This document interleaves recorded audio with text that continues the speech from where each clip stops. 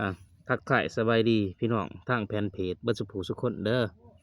กะฝากติดตามสร้างปนสายเฮฮาได้เลยพี่น้องเด้อกันถูกใจกะพักเที่ยงน้อยหนึ่งเนาะสร้างปนก็จิมาห้องเพลงให้ฟังเอาเสียงสดเลยเนาะพี่น้องเนาะมาขอฝากเนื้อฝากโตฝากเสียงนำเสียงเพลงนำพี่น้องเนาะให้รับฟังกะบ่มีเสียงเพลงเนาะเอาเสียงสดๆเลยพี่น้องฟังนำกันเลยเหมือนคนที่หมดความหมา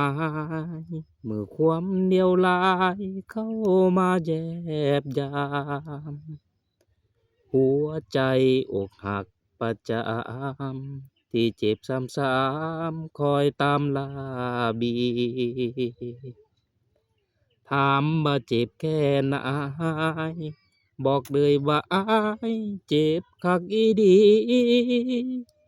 จากการที่โดนย่ำยีทุกดีนาทีที่มีลมหายใจ ฝืนทนให้ผ่านความเหงาให้ลืมเรื่องราวสองเราวันบายรักเฮาถูกเธอประหาร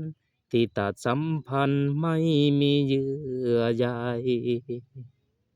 รักที่อายทุ่มเทมันบ่มีค่ากับเธอใช่ไหมถึงจะเมินควงแขนเขาไป ทิ้งความอาลัยให้อายทนฝืนชีวิตที่ต้องทนเหงาบวกกับความเศร้าที่เธอฝากไว้หลายข่าวที่โดนหักใจ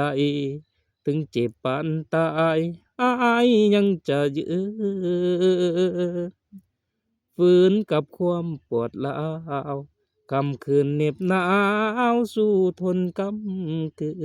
นปลอบใจให้ผ่านวันคืนพร้อมความสะอื้นคืนก่อนน้ำตาทักทายสบายดีเด้อ